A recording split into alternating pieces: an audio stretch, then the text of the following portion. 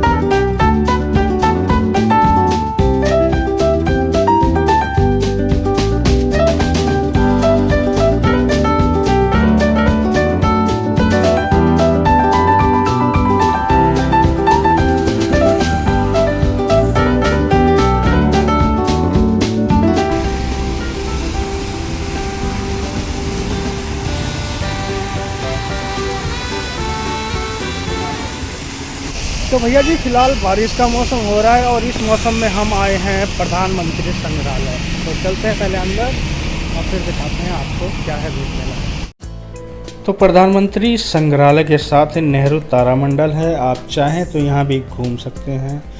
तो ये है इसका मेन गेट, यहीं आपको टिकट मिल जाएगी और उसके द्वारा आप अंदर जा सकते हैं। तो भैया जी आजकल इलेक्ट्रॉनिक गाड़ियों को देखते हुए जगह जगह इस तरह के चार्जिंग पॉइंट बनाए जा रहे हैं जहां इलेक्ट्रिक कारों को चार्ज किया जा सकता है। ये है प्रधानमंत्री संग्रहालय का बोर्ड और यही मेन गेट है। तो यहाँ से एंट्री होती है आपकी और आप तो बाहर आपको कुछ ऐसा देखने को मिल जाता है और वो सामने जाकर आपको वहाँ से टिकट मिलेगी। तो इधर ये बाहर का कुछ इस तरह का व्यू देखने को आपको मिल जाएगा। तो फिलहाल चलते हैं आगे और देखते हैं कितने की टिकट है। तो ये सामने टिकट काउंटर है और साथ में ही बोर्ड भी लगा है और ये बैटरी रिक्शा खड़ा है जो कि विकलांग और वरिष्ठ नागरिकों के लिए है। तो अगर आपके साथ कोई वरिष्ठ नागरिक आए तो इसका यूज कर सकते हैं। तो कुछ इस तरीके की टिकट आपको मिल जाती है। म्यूजियम की टिकट 100 रुपये की है और बाकी एड ऑन्स हैं। तो जो एड ऑन्स है वो आपको अंदर चल के बताऊँगा। और मेरे को ये टिकट पड़ी है 350 रुपये की। टिकट के साथ ही आपको कुछ इस तरीके की विजिटर गाइड मिल जाएगी जिसके द्वारा आप क्या क्या देखना है और वहाँ जा सकते हैं और कौन से नंबर पर क्या है इसका आप पता लगा सकते हैं। टिकट लेने के बाद आपको इस तरफ आना होगा, यही मेन एंट्री गेट है। आप चाहें तो 100 रुपये की टिकट लेकर म्यूजियम घूम सकते हैं। बाकी एड ऑन्स लेना या ना लेना वो आपकी मर्जी है।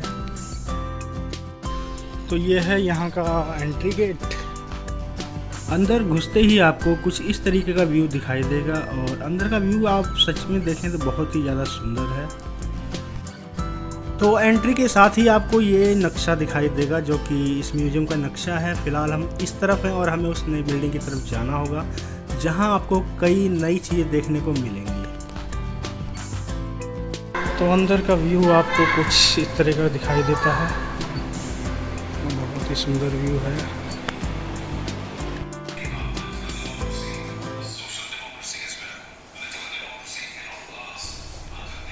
तो ये हैं हमारे देश के पहले राष्ट्रपति doctor Rajendra Prasad.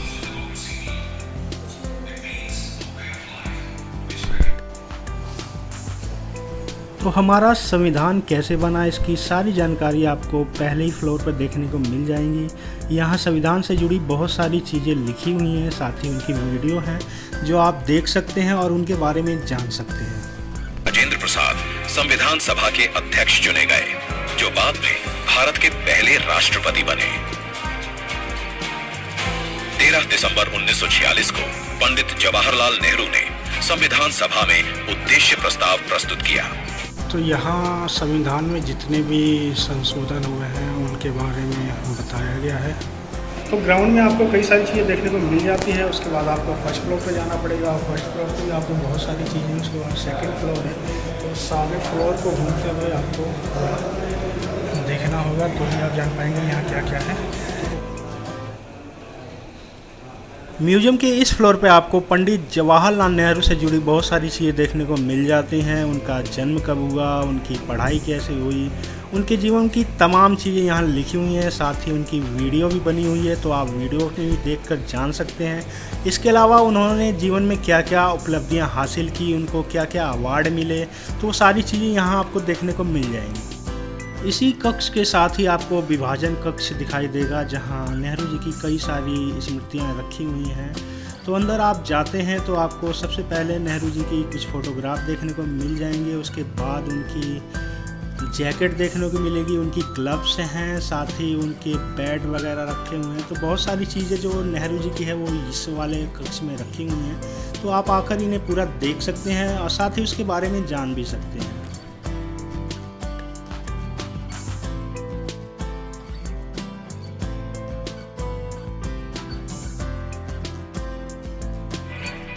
At the midnight hour of 14-15 August 1947, Pandit Jawaharlal Nehru announced the birth of free India in the Central Hall of Parliament in the historic Tryst with Destiny speech. Long years ago, we made a tryst with destiny, and now the time comes when we shall redeem our pledge, not fully or in full measure, but very substantially. At the stroke of the midnight hour, when the world sleeps, India will awake to life and freedom. At that moment, the father of the nation, Mahatma Gandhi, was 1500 kilometers away in Calcutta, bringing peace to the riot-torn city with the saint's ultimatum. तो ये है पंडित जवाहरलाल नेहरू का शयन कक्ष, ये उनका bed है और ये सोफ़ा लगे हुए हैं जिस पर वो बैठा करते थे। वो स्टडी टेबल है, इधर आप देख सकते हो छोटी सी अलमीरा है जिसमें कुछ किताबें रखी हुई हैं। तो कुछ इस तरीके का उनकी रहने की जगह थी। पहले ये जवाहरलाल नेहरू का ही कक्ष हुआ करता था, तो इसे म्यूजियम में तब्दील कर दिया गया है। तो ये है नेहरू जी का ऑफिस, जो कि उनके कक्ष के बिल्कुल सामने ही है। यहाँ बैठकर नेहरू जी अपने काम किया करते थे और यहाँ कई सारी पुस्तकें आपको देखने को मिल जाएंगी जिन्हें वो पढ़ा करते थे। तो एक तरीके की पूरी लाइब्रेरी यहाँ बना रखी है और पुरानी फाइलें भी आपको यहाँ देखने को मिल जाएंगी। तो नेहरू जी उस टाइम जो भी चीज़ इस्तेमाल किया करते थे, लगभग सारी चीज़ें यहाँ आपको देखने को मिल जाती हैं और हूबहू वैसे ही रखा हुआ है। इसकी साफ़ सफाई बड़े अच्छे ढंग से की गई है।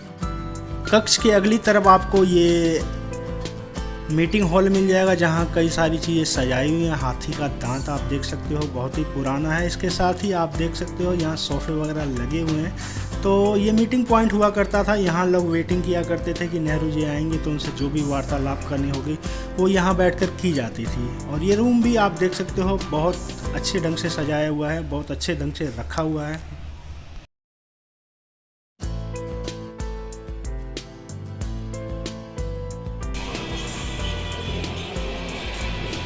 तो यहाँ आपको 1947 के वार के बारे में बताया जाएगा, उसकी पूरी वीडियो है। तो आप यहाँ बैठकर अगर आपके पास समय हो तो उसके बारे में पूरा जान सकते हैं और वीडियो द्वारा देख सकते हैं कि उस टाइम क्या क्या हुआ था। तो इस कक्ष में आप नेहरू जी की पुरानी स्पीच वगैरह सुन सकते हो कि उन्होंने देश के प्रति क्या क्या भाषण दिए हैं। तो उसकी सारी वीडियो यहाँ पर है, तो आप बैठकर आराम से सुन सकते हो। तो ये है तोश खाना का नज़ारा। यहाँ आपको कई सारी स्मृतियाँ देखने को मिल जाएंगी। ये वो स्मृतियाँ हैं जो हमारे प्रधानमंत्री जी को विदेशी यात्रा के दौरान या किसी और कारणवश गिफ्ट में मिली थी। तो यहाँ आप देख सकते हो बहुत सारे गिफ्ट रखे हुए हैं और ये बहुत ही पुरानी कलाकृतियाँ हैं जो विदेशों से हमें मिली हुई हैं। ऐसे ही और भी कई सारे कक्ष हैं जहाँ पुरानी स्मृतियाँ हैं जो आपको देखने को मिलेंगी, जो उस समय यात्रा के दौरान हमारे प्रधानमंत्री जी को मिला करती थी। तो किस प्रधानमंत्री को क्या मिला है उसके बारे में लिखा भी गया है। तो फिलहाल ये नेहरू जी को जो मिली स्मृतियाँ हैं वो रखी हुई हैं। तो उस खाना के बगल में ही आपको इंदिरा गांधी जी का कमरा देखने को मिल जाएगा। तो इंदिरा गांधी इस कमरे में रहा करती थी। तो ये उनका बेडरूम हुआ करता था। तो जैसा नेहरू जी का बेडरूम है हूबहू इनका भी बेडरूम वैसा ही है, क्योंकि इंदिरा गांधी जी नेहरू जी के साथ ही रहा करती थी। तो आप देख सकते हो बहुत ही सुंदर ढंग से इनका कमरा भी सजा हुआ है और वो सारी पुरानी चीज़ें रखी हुई हैं जो वो पहले यूज़ किया करती थी। तो इंदिरा गांधी जी के कमरे के बगल में ही फिर आपको तोशखाना से जुड़ी बहुत सारी चीज़ें देखने को मिल जाएगी। यहाँ पर भी आपको बहुत सारी स्मृतियाँ देखने को मिल जाएंगी जो काफ़ी महंगी है और काफ़ी सुंदर हैं, जो हमारे प्रधानमंत्री जी को मिला करती थी। कुछ यात्रा के दौरान मिलती थी, कुछ और अन्य कारणों से मिली हुई हैं। तो जो भी स्मृतियाँ उस टाइम मिली हुई हैं सारी यहाँ पर रखी हुई हैं।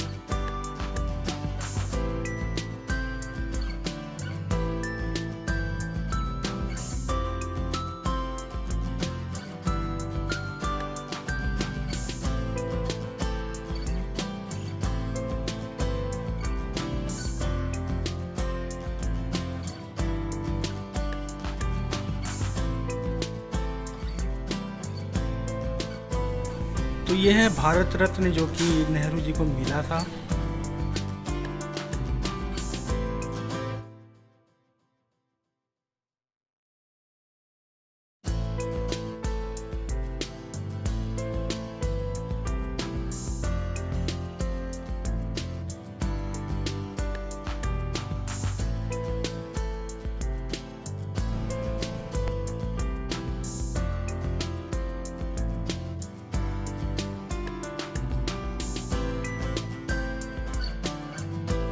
तो भाई साहब अभी आधा ही म्यूजियम देखा है, लेकिन बहुत ही खूबसूरत है। तो मैं तो आपको यही सजेस्ट करूँगा कि आप लोग भी आओ, इसे पूरा देखो। तो फ़िलहाल ये है नई बिल्डिंग का म्यूजियम, आप यहीं से देख सकते हो कितना खूबसूरत है। तो फ़िलहाल हमें उस बिल्डिंग में जाना है और वहाँ जाकर देखते हैं कि वहाँ क्या क्या चीज़ें देखने लायक हैं। बाकी ये म्यूजियम बहुत ही ज़्यादा खूबसूरत है, बहुत सारी चीज़ें हैं जो आपके जानने लायक हैं। यहाँ पर प्रधानमंत्री के बारे में सब कुछ बताया ही गया है। उसके अलावा आपको देश में क्या क्या उपलब्धियाँ हुई, देश कैसे आज़ाद हुआ, उसके बारे में बहुत सारी जानकारियाँ हैं। तो आपको यहाँ ज़रूर विज़िट करना चाहिए। और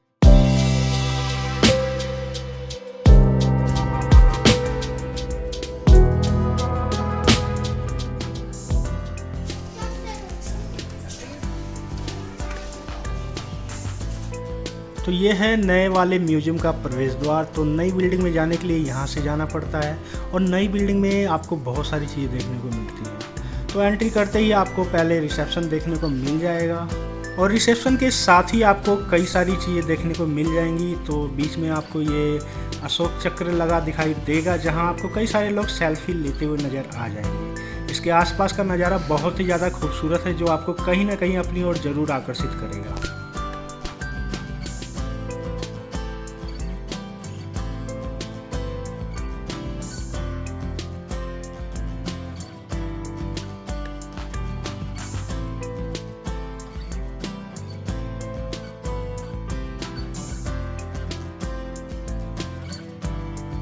तो म्यूजियम की तरफ जाते हुए आपको कुछ इस तरह की आकृति दिखाई देगी जो कि तिरंगे की तरह बनी हुई है और यहाँ पर जितने भी प्रधानमंत्री हुए हैं सबके फोटोग्राफ लगे हुए हैं।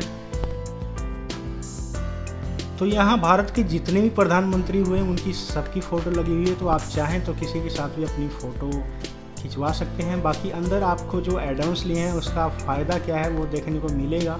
तो फिलहाल अंदर चलते हैं और आपको उसके बारे में बताते हैं।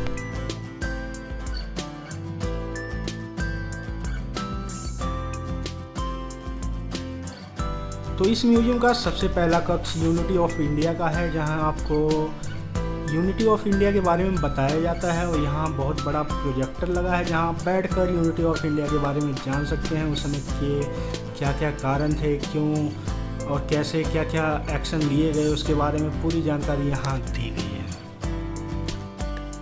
तो यहाँ आप अपने पसंदीदा प्रधानमंत्री के साथ फ़ोटो करा सकते हैं। तो जो भी आपके पसंदीदा प्रधानमंत्री हैं, आप यहाँ बैठकर उनके साथ फ़ोटो करा सकते हैं, जिसका शुल्क है 60 रुपये, जो एड-ऑन्स में जुड़ जाता है। अगर आपने नहीं लिया तो आप यहाँ ले सकते हैं। और फ़ोटो कुछ इस प्रकार की आती है। और इस तरफ आप अपने पसंदीदा प्रधानमंत्री के साथ वॉक कर सकते हैं। तो जो भी आपके फेवरेट प्राइम मिनिस्टर हैं, उनके साथ यहाँ आप वॉक कर सकते हैं। और वॉक के बाद आपकी वीडियो कुछ इस प्रकार की दिखाई देती है, जो आपको बाय मेल ये भेज देते हैं।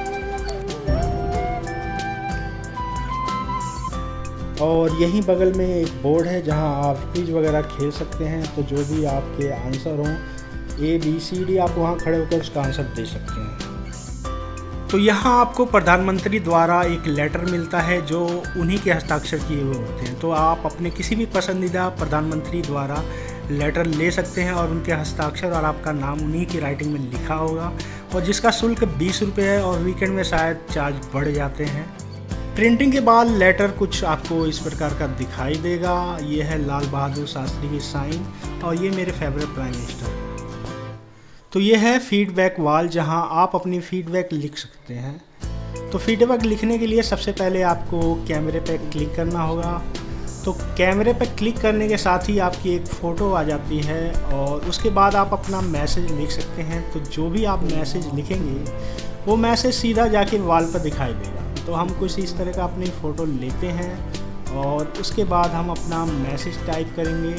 तो मैसेज टाइप करने के लिए आपको इधर प्रेस करना होगा, और इसके बाद ये मैसेज का कॉलम खुल जाएगा। यहाँ आप अपने मैसेज लिख सकते हैं। जैसे मैंने लिख दिया, आई लव माई इंडिया। तो आप भी अपनी मर्ज़ी के हिसाब से कुछ भी लिख सकते हैं। तो जो भी आप लिखेंगे वो आपकी फ़ोटो के साथ वॉल पर दिखाई देगा। तो मेरा ये देख सकते हैं आप, मैसेज टाइप हो चुका है। अब इसके बाद मैं इधर प्रेस करता हूँ, और उसके बाद ये सबमिट। तो सबमिट के बाद आपका मैसेज ऊपर वॉल पर दिखाई देने लगेगा। तो आप कुछ भी यहाँ लिख सकते हैं। तो इसके बाद आपका आ जाता है भविष्य की झलकियाँ वाला कक्ष, और ये कक्ष सबसे ज़्यादा खूबसूरत है। तो यहाँ आपको एक वर्चुअल हेलीकॉप्टर की राइड कराई जाती है, जिसमें आपको कई सारी चीज़ें जो भविष्य में होने वाली है उसके दर्शन कराए जाते हैं। तो इसका शुल्क 100 रुपये है। तो इसके लिए आपको थोड़ा वेट करना पड़ सकता है, लेकिन ये सबसे खूबसूरत है, तो इसको आप मिस मत करना। ये वाला एड-ऑन्स तो ज़रूर लेना, बाकी आप छोड़ दो, ये ज़रूर लेना। तो अंदर आपको कुछ इस तरीके का बैठने को मिल जाता है, और ये फ़िलहाल आप देख सकते हो सामने की स्क्रीन है, और वो चलना शुरू हो चुकी है।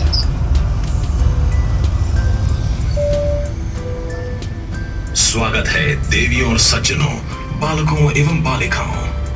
आज अब एक नए भारत, आधुनिक बुनियादी ढांचे, वैज्ञानिक नवाचारों और इंजीनियरिंग के चमत्कारों के लिए उड़ान भरेंगे। अपनी कुर्सी की पेटी कसें और सवारी का आनंद लें।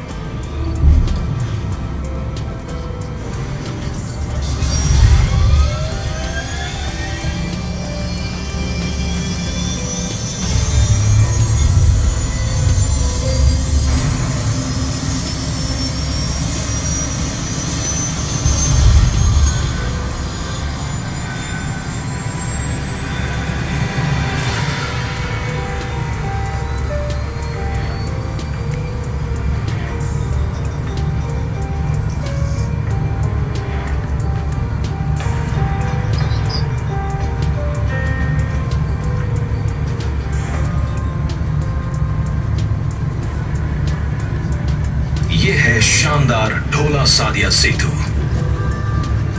ये पानी पर 9.15 किलोमीटर लंबाई के साथ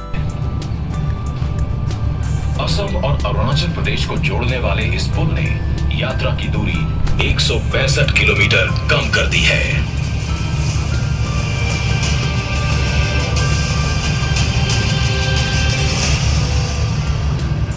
गुजरात में आगामी धोलेरा स्मार्ट सिटी के ऊपर से उड़ान भर रहे हैं। एक प्राचीन नगर पत्तन से भारत के पहले भविष्य के नए ग्रीनफील्ड हवाई अड्डे के साथ एक स्थायी भविष्य के शहर तक।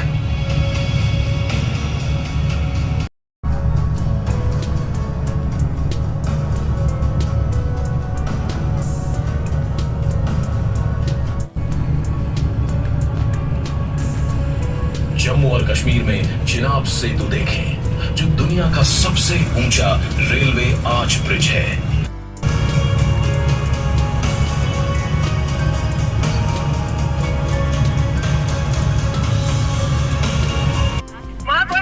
तो वर्चुअल राइड के बाद आप नेहरू जी की वर्चुअल स्पीच भी सुन सकते हैं। तो यहाँ वो स्पीच देते हुए दिखाई दे जाएंगे।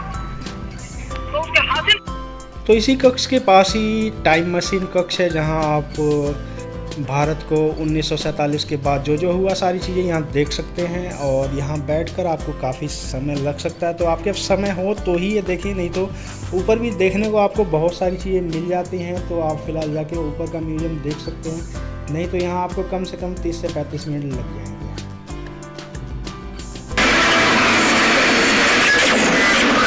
भारत की परमाणु यात्रा 1945 में Tata institute of fundamental research की स्थापना के साथ शुरू हुई, जिसके निदेशक डॉक्टर होमी जहांगीर भाभा थे। डॉक्टर भाभा ने प्रधानमंत्री जवाहरलाल नेहरू को भारत की प्रगति में परमाणु ऊर्जा के महत्व को समझाने में प्रभावशाली भूमिका निभाई। 15 अप्रैल 1948 को पारित परमाणु ऊर्जा अधिनियम ने राष्ट्र के विकास। तो यहाँ से ऊपर जाते हुए आपको लाल बहादुर शास्त्री जी का एक प्रतिबिंब दिखाई देगा, जो कि छोटे छोटे पत्थरों से बना हुआ है। और आगे आपको बहुत सारी जानकारियाँ मिलेंगी जो कि लाल बहादुर शास्त्री जी के टाइम की हैं, और उन्होंने कौन कौन सी उपलब्धियाँ हासिल की, कौन कौन सी क्रांति लेकर आए, वो सारी चीज़ें आपको इस वाले कक्ष में देखने को मिल जाती है। मतलब ये पूरा फ्लोर लाल बहादुर शास्त्री को समर्पित है। इधर आपको औद्योगिक क्रांति के बारे में देखने को मिल जाएगा, साथ ही लाल बहादुर शास्त्री जी की फ़ोटो भी देखने को मिलेगी, जहाँ वो भाषण वगैरह दे रहे थे।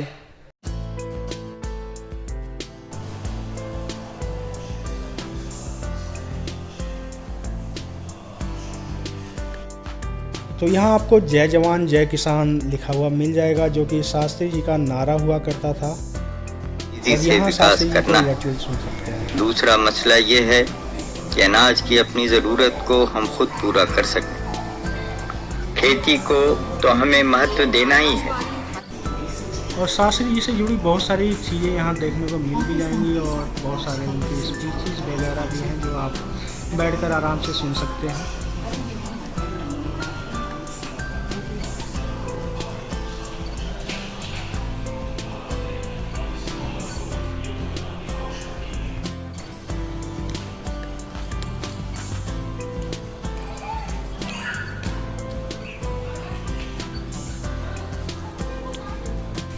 यहाँ आपको पुराने ज़माने का टीवी देखने को मिल जाता है। यह है जेल डायरी, जो कि जयप्रकाश नारायण जी की है, जो जेल में बैठकर लिखा करते थे। और यहाँ आपको पुराने ज़माने का रेडियो देखने को मिल जाएगा, जो यहाँ रखा हुआ है। तो यहाँ आपको 1984 के दंगों का देखने को मिल जाता है। जब इंदिरा गांधी का स्वर्गवास हुआ था, तो उनको लेकर जा रहे थे, उस दौरान जो भी दंगे वगैरह हुए थे उसकी पूरी जानकारी यहाँ आपको मिल जाएगी।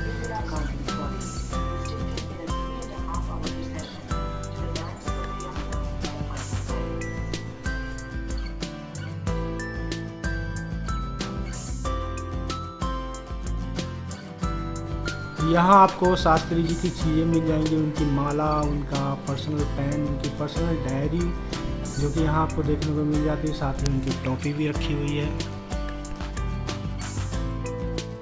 तो ये है म्यूजियम का लास्ट हिस्सा, जो कि राजीव गांधी को समर्पित है। तो यहाँ आपको ये खूबसूरत चक्र तो दिखाई देता ही है, इसके साथ साथ राजीव गांधी से जुड़ी बहुत सारी चीज़ें यहाँ देखने को मिल जाएंगी।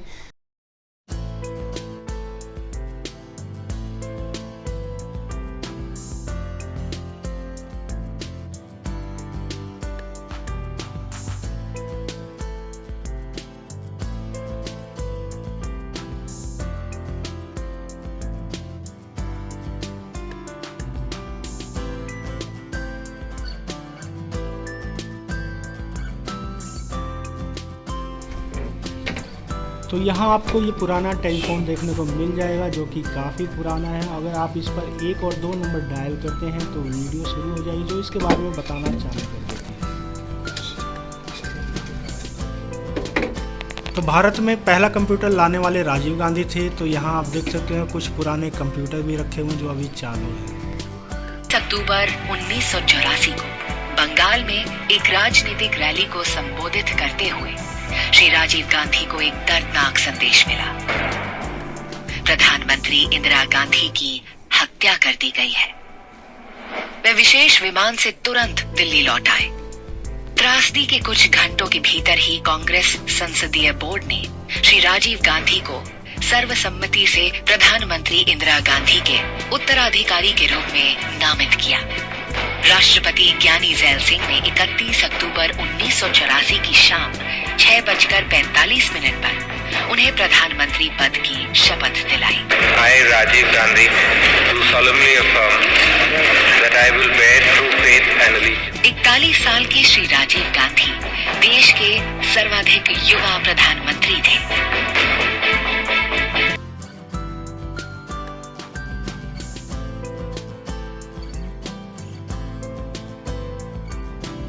तो म्यूजियम के इसी कक्ष में आपको ये ऑपरेशन शक्ति मिल जाएगा, जहाँ पर आप देख सकते हैं पूरी स्क्रीन दिखाई दे रही है जो परमाणु परीक्षण के दौरान जो भी कंप्यूटर यूज़ किए जाते हैं उनके बारे में यहाँ बताया गया है, समझाया गया है कि इस तरीके से परमाणु परीक्षण हुआ था।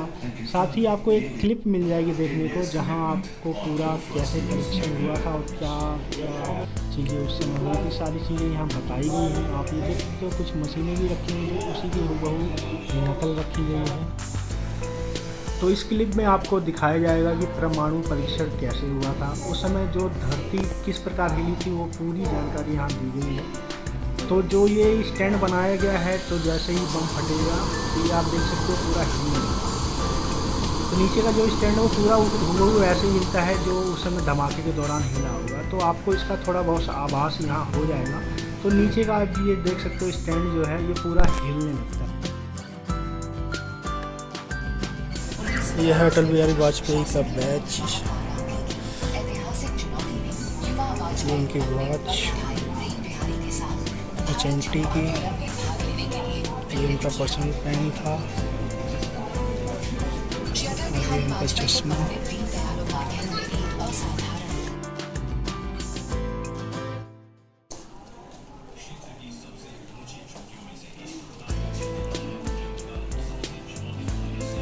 ने इसे 2006 तक पूरा करने के उद्देश्य से 6 जनवरी 1999 को परियोजना की आधारशिला रखी, लेकिन भूमि अधिग्रहण और अन्य बाधाओं में देरी के कारण 2001 में ही प्रभावी कार्य शुरू हुआ। ग्रामीण अर्थव्यवस्था पर गुणक प्रभाव पैदा करते हुए ये परियोजना 2012 तक पूरी हो गई थी। ग्रामीण सड़क संपर्क RRC कार्यक्रम इसकी पूरक योजना बनी।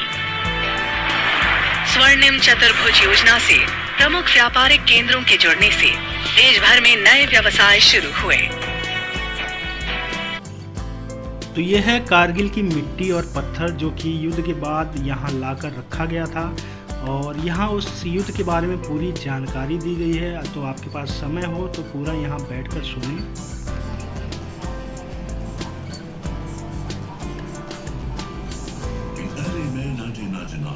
Pakistan resorted once again to military aggression with a full-scale assault by its. तो यह है अटल बिहारी वाजपेयी जी का भारत रत्न जो यहाँ सजाया हुआ है।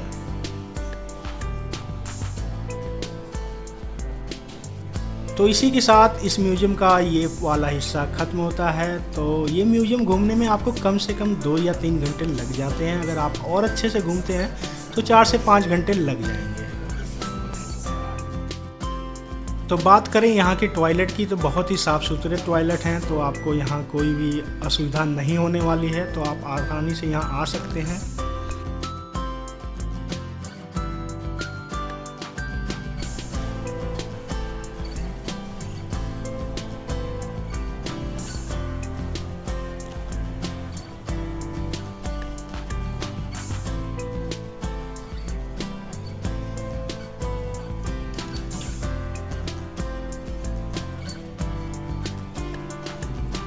बाहर से कुछ वहाँ से ये व्यू दिखाई दे रहा था और यहाँ से कुछ इस प्रकार बाहर दिखाई देता है।